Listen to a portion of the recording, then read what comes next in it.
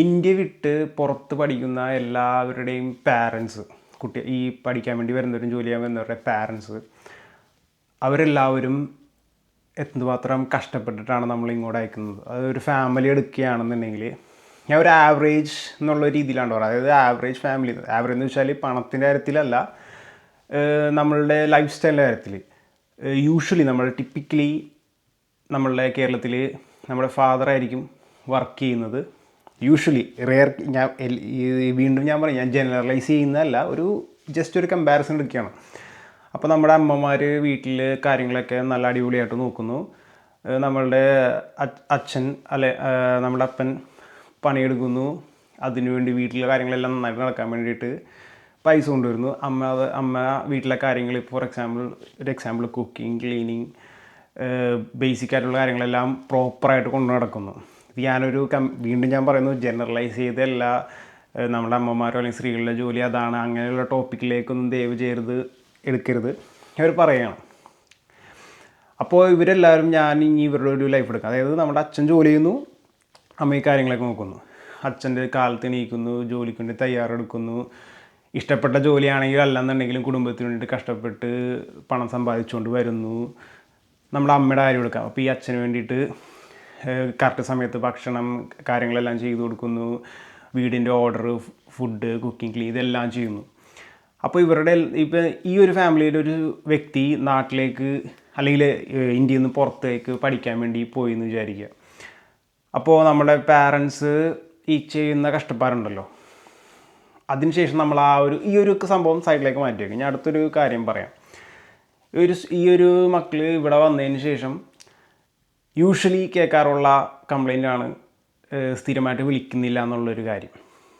അപ്പോൾ ഇന്നത്തെ വീഡിയോ പാരൻസിന് വേണ്ടിയിട്ടുള്ളതാണ്. അതായത് പാരൻസ് കുറച്ച് കാര്യങ്ങൾ മനസ്സിലാക്കേണ്ടിയിരിക്കുന്നു.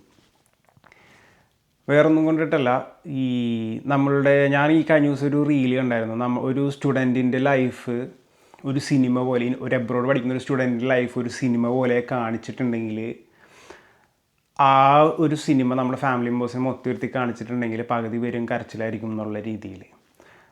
ഇതിൻ്റെ മറ്റൊരു മനോഹരമായിട്ടുള്ള കാര്യം എന്ന് വെച്ചാൽ, എനിക്കറിയാവുന്ന ഒരു സ്റ്റുഡൻറ്റ് പോലും നമ്മുടെ ഇവിടുത്തെ കഷ്ടപ്പാട് ഒരു കാരണവശാലും പാരൻസിനെ വിളിച്ച് അറിയിക്കാറും ഇല്ല. പക്ഷേ നാട്ടിലെന്തെങ്കിലും ബുദ്ധിമുട്ടോ പ്രശ്നങ്ങളോ ഉണ്ടെങ്കിൽ നമ്മുടെ പാരൻസ് നമ്മൾ വിളിച്ചിട്ട് പറയുന്നത്, ഞാനിതൊക്കെ വേറെ ആരോട് പറയാനായിട്ടാണ് എന്നുള്ള രീതിയിലാണ്. അപ്പോൾ ഈ പാരൻസും ഞാൻ നേരത്തെ പറഞ്ഞ പോലെ തന്നെ കുറച്ച് കാര്യങ്ങൾ തീർച്ചയായിട്ടും മനസ്സിലാക്കേണ്ടിയിരിക്കുന്നു. ഞാൻ നേരത്തെ പറഞ്ഞ പോലെ തന്നെ നമ്മൾ അച്ഛൻ പണം സമ്പാദിച്ചുകൊണ്ട് വരുന്നു, അമ്മ കാര്യങ്ങളൊക്കെ നോക്കുന്നു. ഇനി ഒരു ഇൻ്റർനാഷണൽ സ്റ്റുഡൻറ്റിൻ്റെ ലൈഫ്, എൻ്റെ ഒരു എക്സ്പീരിയൻസ് ഞാൻ പറഞ്ഞുതരാം. ഞാൻ നേഴ്സിംഗ് ഫീൽഡിലാണ് വർക്ക് ചെയ്യുന്നത്. അപ്പോൾ ഞാനിപ്പോൾ എൻ്റെ ജോലി സ്ഥലം ഇവിടെ നിന്ന് സൈക്കിളിലാണെങ്കിൽ 10 മിനിറ്റ് സൈക്കിൾ സ്പീഡിൽ അങ്ങോട്ടും ഇങ്ങോട്ടും പോയിട്ടുണ്ടെങ്കിൽ എത്തും. അപ്പോൾ എനിക്ക് കുറച്ചും കൂടി ഈസിയാണ്. അപ്പോൾ 6 മണിക്ക് 6:30 അവിടെ വർക്ക് തുടങ്ങും. അത് കുറച്ചും കൂടി ഏറ്റവും ലേറ്റ് ആയിട്ടുള്ള ടൈമാണ്. യൂഷ്വലി 6 മണിക്ക് വർക്ക് തുടങ്ങുന്ന ഒരു സംഭവത്തിൽ ഏകദേശം ഒരു 5 മണിക്ക് ഞാൻ എണീക്കണം, റെഡി ആവണം, പ്രിപ്പയർ ചെയ്യണം, ഫുഡ് കഴിക്കണം എന്നുള്ള രീതിയിൽ. ഇനി ഫുഡിൻ്റെ കാര്യത്തെക്കുറിച്ച് പറയുന്നതാണെങ്കിൽ, നാട്ടിലിപ്പോൾ ഞാൻ വിളിച്ചു ചോദിക്കുന്ന നേരത്ത് ഫുഡ് എന്തൊക്കെയാണെന്ന് വെച്ചാൽ, ചപ്പാത്തിയും ചിക്കൻ കറിയും, പുട്ടും കടലയും, അല്ലെങ്കിൽ പുട്ടും ബീഫും, ഈ ഒരു എന്താ പറയുക, ഒരുപാട് തരത്തിലുള്ള വെറൈറ്റി സംഭവങ്ങളാണ് അവർ കഴിക്കുന്നത്. ഞാനിവിടെ ഇത്രയും 4 വർഷമായിട്ട് കഴിക്കുന്നത് ബ്രെഡിൻ്റെ ഐറ്റംസാണ്, അല്ലെങ്കിൽ ഒരു ചേഞ്ചിന് കുറച്ച് ഓട്സോ മുസ്ലി, അതായത് ഒരു സീരിയൽ പോലെ സംഭവങ്ങളൊക്കെയാണ്. ഇതാണ് ഞാൻ കഴിഞ്ഞ 4 വർഷമായിട്ട് ഡെയിലി കഴിക്കുന്നത്. വല്ല ഫുഡിൻ്റെ ബാക്കിയുണ്ടെങ്കിൽ ചപ്പാത്തി, ടോട്ടിലാസ് പോലത്തെ സാധനങ്ങളൊക്കെ വെച്ചിട്ട് കഴിക്കും. കഴിഞ്ഞ 4 വർഷമായിട്ട് കഴിക്കുന്ന കാര്യം ഉണ്ടായിരുന്നു. ഞാൻ ഇന്നേവരെ അതിനെക്കുറിച്ച് ആരോടും പറയേണ്ട ആവശ്യമില്ല, കാരണം യൂഷ്വലി എല്ലാവരും ചെയ്യുന്ന കാര്യങ്ങൾ ഇതൊക്കെ തന്നെയാണ്. ഇനി ഒരു സ്റ്റുഡൻറ്റ് ലൈഫ് പറയുകയാണെങ്കിൽ, കാലത്ത് എണീക്കുന്നു, ഫുഡ് കഴിക്കാനായിട്ട് യൂഷ്വലി ചിലവർക്ക് സമയം ഉണ്ടാകണമെന്ന് നിർബന്ധമില്ല. അപ്പോൾ ഉടനെ വർക്കിന് പോകുന്നു. ഞാനിപ്പോൾ പഠിക്കുന്ന ജർമ്മൻ റിലേറ്റഡ് ആയിട്ടുള്ള ഒരു ജോബാണ് ചെയ്യുന്നത്. ജർമ്മൻ ലാംഗ്വേജ് യൂസ് ചെയ്യുന്ന ഒരു ജോബാണ്. അപ്പോൾ ലാംഗ്വേജിൻ്റെ ആ ഒരു ബുദ്ധിമുട്ടുകൾ ഇപ്പോഴും എനിക്കൊരു നേറ്റീവ് സ്പീക്കറിനെ പോലെ സംസാരിക്കാൻ പറ്റില്ല. അപ്പോൾ ആ ഒരു സ്ട്രഗിൾ ഞാൻ ചെയ്യുന്നു. അത് കഴിഞ്ഞ് തിരിച്ചു വരുന്നു, വർക്ക് ടയർഡായിട്ട് തിരിച്ചു വരുന്നു എന്ന് വിചാരിക്കുക.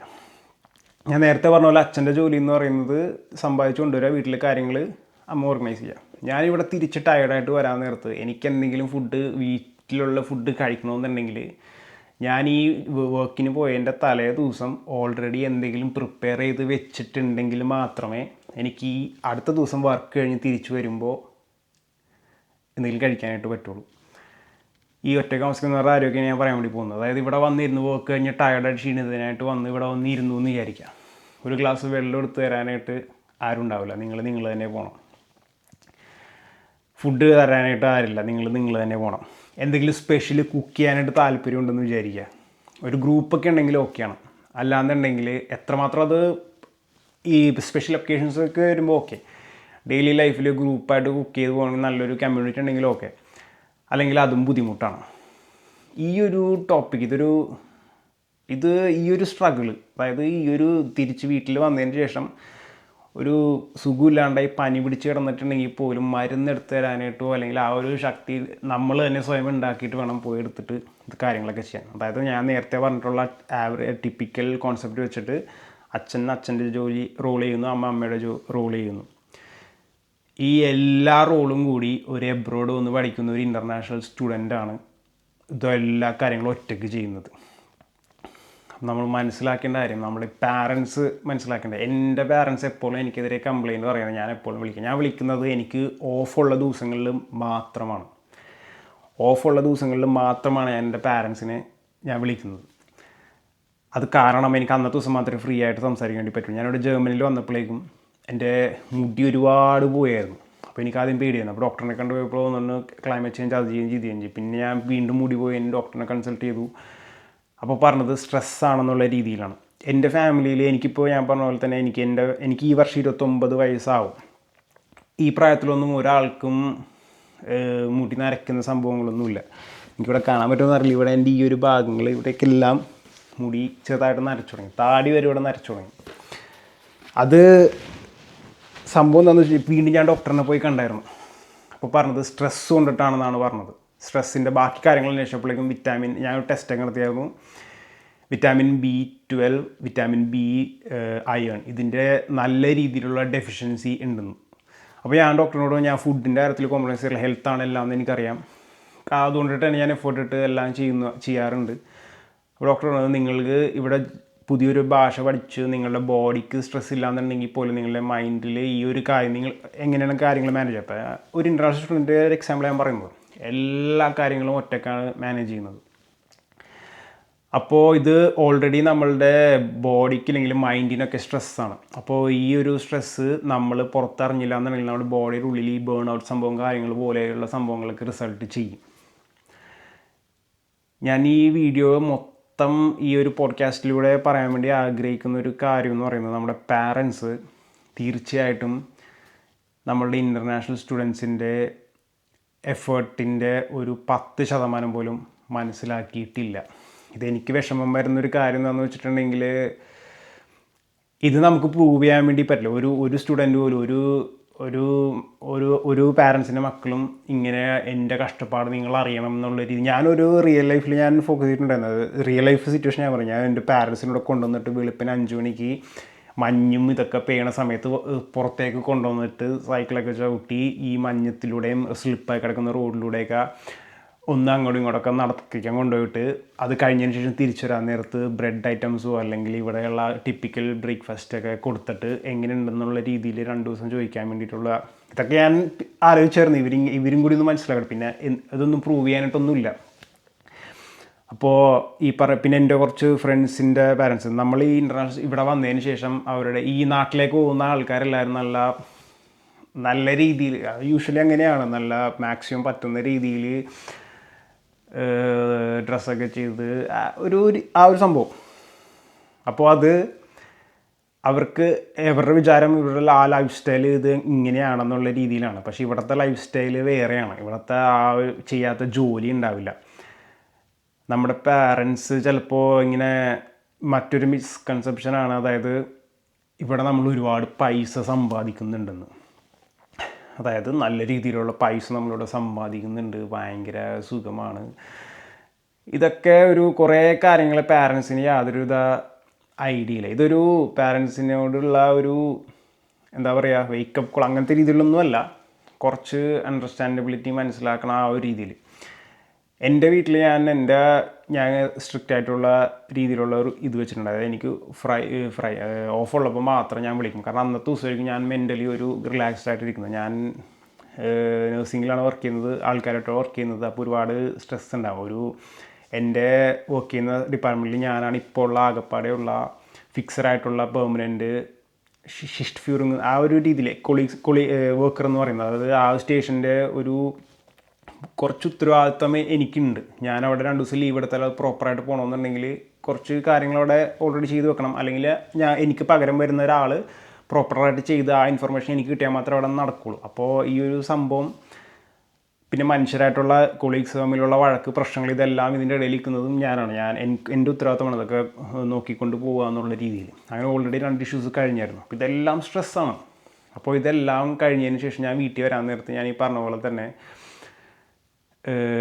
നമ്മുടെ നാട്ടിലാണെന്നുണ്ടെങ്കിൽ ഞാൻ പറഞ്ഞില്ലേ, അപ്പനും അമ്മയും അവർക്ക് അവരുടേതായിട്ടുള്ള റോളുണ്ട്, അതങ്ങനെ ചെയ്യുക. പക്ഷേ ഈ ഒരു ഇൻ്റർനാഷണൽ സ്റ്റുഡൻറ്റ് ഇതെല്ലാ കാര്യങ്ങളും ഒറ്റയ്ക്ക് ചെയ്യുന്ന ഒരാളാണ്. നമ്മുടെ ഇൻ്റർനാഷണൽ സ്റ്റുഡൻസിൻ്റെ പലരുടെ ഈ കൈപ്പുണ്യം സംഭവങ്ങളൊക്കെ കിട്ടുന്നത് പാരൻസിൽ നിന്നൊക്കെയാണ്. അപ്പോൾ എനിക്കൊക്കെ ആ സംഭവം കിട്ടിയിട്ടുള്ളത് ഷാൻജിയോ, അതെനിക്ക് എല്ലാവർക്കും അറിയാം, ആ ഒരു വ്യക്തിയിൽ നിന്നാണ്. ഇന്ന് ഞാൻ എൻ്റെ അമ്മയും അപ്പനും ഉണ്ടാക്കാൻ അറിയാവുന്ന ഫുഡിനേക്കാൾ കൂടുതൽ ഐറ്റംസ് വെക്കാനായിട്ട് എനിക്കിന്നറിയാം. അവരെക്കാൾ കൂടുതൽ ഇന്ന് എനിക്കതറിയാം. അത് ഈ 4 വർഷം കൊണ്ടാണ് ഞാൻ ഇതെല്ലാം ചേഞ്ച് വരുന്നത്. അപ്പോൾ ഈ ഒരു പോഡ്കാസ്റ്റിൽ നമ്മുടെ പാരൻസ് മനസ്സിലാക്കണം, ഇവിടെ വന്നതിന് ശേഷം ലൈഫൊന്നും അത്ര സുഖകരമായിട്ടുള്ള രീതിയിലല്ല പോകുന്നത്. എനിക്കറിയാവുന്ന നിങ്ങളുടെ മക്കൾ നിങ്ങളോട് എന്തെങ്കിലും ബുദ്ധിമുട്ടുകൾ പറയുന്നുണ്ടെങ്കിൽ മനസ്സിലാക്കേണ്ട കാര്യം, ആ പറയുന്ന ബുദ്ധിമുട്ടുകൾ ആ ഒരു സ്റ്റുഡൻ്റ് നിങ്ങളുടെ മക്കൾ അനുഭവിക്കുന്നതിൻ്റെ ഒരു 20% മാത്രമായിരിക്കും. ബാക്കി ഭൂരിഭാഗം ബുദ്ധിമുട്ടുകളും ഒരു കാരണവശാലും നിങ്ങളെ അറിയിക്കില്ല. നമ്മുടെ നാട്ടിലെ മൂത്ത മക്കളുടെ റെസ്പോൺസിബിലിറ്റി ഉണ്ടല്ലോ, ഏറ്റവും കൂടുതൽ മെച്ചുവർഡായിട്ടുള്ള വ്യക്തി അതായിരിക്കും. അപ്പോൾ നമ്മുടെ നാട്ടിലെ കുറേ കാര്യങ്ങളുടെ ടിപ്പിക്കൽ സിസ്റ്റത്തിന് കംപ്ലീറ്റായിട്ട് ഞാൻ എതിരാണ്. അതെൻ്റെ പേഴ്സണൽ ഒപ്പീനിയൻ മാത്രമാണ്. അപ്പോൾ ഞാൻ ഈ വീഡിയോ ചെയ്യാനായിട്ട് കാര്യം, എൻ്റെ കൂടെയുള്ളവരും എനിക്കറിയാവുന്ന ചുറ്റുപാടുള്ളവരും അനുഭവിക്കുന്ന കുറച്ച് ബുദ്ധിമുട്ടുകളൊക്കെ ഉണ്ട്. വീട്ടിൽ എന്തെങ്കിലും ഇഷ്യൂസ് വരാൻ നേരത്ത് എനിക്ക് അടുത്ത മാസം ഇത്ര ലക്ഷം രൂപ ഒന്ന് അയക്കണം, വീട്ടിൽ അങ്ങനെയാണ് ഇങ്ങനെയാണെന്നുള്ള രീതിയിലൊക്കെ അയച്ചു വരും. അപ്പോൾ ഇവർക്ക് അറിയുകയും കൂടി ഉണ്ടാവില്ല എങ്ങനെയാണ് ഈ ഒരു പൈസ പഠിക്കുന്നതിനിടയിൽ കൂടെ ഈ സ്റ്റുഡൻസ് ഇത് ഉണ്ടാക്കിയെടുക്കുന്നതെന്നുള്ളത്. എന്നിട്ടും ഇത്രയും കഷ്ടപ്പെട്ട് പാർട്ട് ടൈം ജോലിയും ചെയ്ത് പറ്റുന്ന രീതിയിലൊക്കെ പൈസയൊക്കെ ഉണ്ടാക്കി നാട്ടിലേക്ക് അയക്കാൻ നേരത്തും ഓക്കെ എന്നുള്ള രീതിയിൽ. പക്ഷെ ഇത് എങ്ങനെ ഉണ്ടാക്കി, എന്തുമാത്രം കഷ്ടപ്പെട്ടു, നീ ആ ആഴ്ചയിൽ എന്തുമാത്രം ഉറങ്ങിയിട്ടുണ്ട്, നിൻ്റെ ആരോഗ്യം എന്താണ്, എത്ര പാരൻസ് മക്കളോട് ചോദിച്ചിട്ടുണ്ടാവുമെന്ന് എനിക്കറിയില്ല നിൻ്റെ വെയിറ്റ് എത്രയാണെന്നുള്ള രീതിയിൽ. ഇത് കേൾക്കുമ്പോൾ ചിരി വരും. പക്ഷേ ഇവിടെ വന്നതിന് ശേഷം നാട്ടിൽ നിന്ന് വീട് മാറി ഒറ്റയ്ക്ക് താമസിക്കാൻ തുടങ്ങുന്നവർക്ക് ആദ്യം കുറച്ചാൾ വെയിറ്റ് അങ്ങോട്ട് പതുക്കെ ആദ്യത്തെ കാലഘട്ടത്തിൽ എല്ലാം ബുദ്ധിമുട്ടായിരിക്കും. എനിക്കറിയാവുന്ന ഒരു ഫ്രണ്ട് വയറിന് അസുഖങ്ങളൊക്കെ വന്നിട്ട്, അതൊക്കെ ഒരു സ്റ്റോറീസാണ്. ഇതെല്ലാം എൻ്റെ മനസ്സിലുണ്ടായിരുന്നു. അപ്പോൾ എനിക്ക് മനസ്സിലായ കാര്യം, പാരൻസും കുറച്ചും കൂടി അണ്ടർസ്റ്റാൻഡിങ് കാണിക്കണം.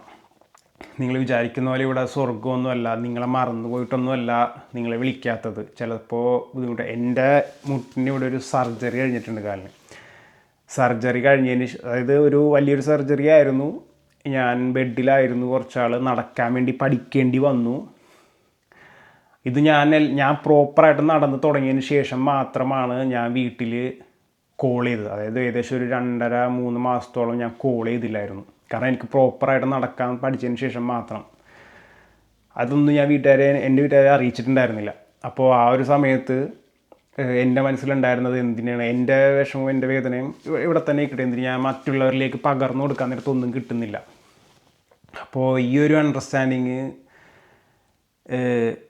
എല്ലാവരുടെയും ഭാഗത്തുനിന്ന് ഉണ്ടാവണം. ഇതൊരു പോഡ്കാസ്റ്റ് വീഡിയോ ആണ്. അപ്പോൾ ഞാൻ കുറേ സംസാരിച്ചത് കൊണ്ടിട്ട് എനിക്ക് പറയാൻ വേണ്ടിയിട്ട് ആഗ്രഹിക്കുന്ന മെസ്സേജ് എന്ന് പറയുന്നത്, ഡിയർ പാരൻസ്, നിങ്ങളും നിങ്ങളുടെ മക്കളുടെ അവസ്ഥ മനസ്സിലാക്കേണ്ടിയിരിക്കുന്നു. അവരിവിടെ ഒരു സുഖകരമായിട്ടുള്ളൊരു ജീവിതമോ അല്ലെങ്കിൽ അടിച്ചു പൊളിച്ചോ ആ ഒരു സന്തോഷത്തിൻ്റെ പേരിൽ നിങ്ങൾ മറന്നുപോയോ അങ്ങനത്തെ രീതിയിലുള്ള കാര്യങ്ങളൊന്നും തന്നെയല്ല ഇവിടുത്തെ ലൈഫ്. നമ്മളുടെ ഈ പാരൻസ് പറഞ്ഞ ആ കല്ലും മുള്ളും മലയും കടന്നും പുഴയൊക്കെ നീന്തി ഒക്കെയാണ് സ്കൂളിൽ പഠിക്കാൻ വേണ്ടി പോരുന്നത് എന്നുള്ളൊരു സംഭവം ഉണ്ടല്ലോ, അതിൻ്റെ മോഡേൺ വേർഷനാണ് ഒരു എബ്രോഡ് സ്റ്റുഡൻറ്റ് ഇവിടെ വന്നിട്ട് അനുഭവിച്ച് കൂട്ടുന്നത്.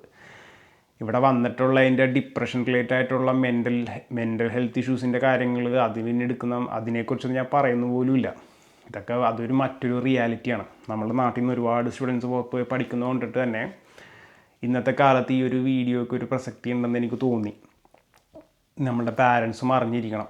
ഞാൻ ഈ നേരത്തെ ഒരു പറഞ്ഞ പോലെ തന്നെ ഒരു റീലാണ്, നമ്മളുടെ ഒരു ലൈഫ് എങ്ങനെയാണ് ഇവിടെ നിന്നുള്ള രീതിയിലുള്ള ലൈഫ് ഒരു സിനിമ പോലെ കാണിച്ചിട്ടുണ്ടെങ്കിൽ പാരൻസിന് എനിക്ക് തോന്നുന്നില്ല അവർ എന്താ പറയുക ഒന്ന് കരയാണ്ടൊന്നും ഈ ഒരു സംഭവം കാണാനായിട്ട് പറ്റും എന്നുള്ള രീതിയിൽ.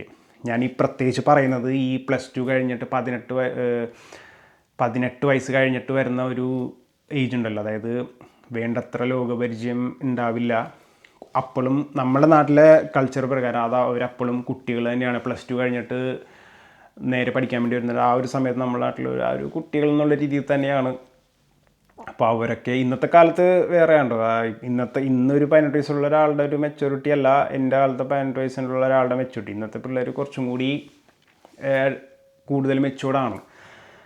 പക്ഷെ എന്നാൽ പോലും അടിസ്ഥാനപരമായിട്ട് വേണ്ടത്ര ലോകപരിചയവും കാര്യങ്ങളൊന്നും ഇല്ല. ഇങ്ങനെ വന്നതിന് ശേഷം ഒരു ലൈഫ് ഒറ്റക്ക് കൊണ്ടുപോകുക എന്നുള്ളത് വളരെ ബുദ്ധിമുട്ടുള്ള കാര്യമാണ്. അപ്പോൾ അതും ഈ പാരൻസിന് എത്ര നാളെടുത്ത് ഇതൊരു പുതിയൊരു മാറ്റത്തിൻ്റെ സമയത്തിലേക്ക് വരാൻ നിർത്തി ഇത് എത്ര നാളെടുത്തിട്ട് ഇവർ മാറും എന്നെനിക്കറിയില്ല.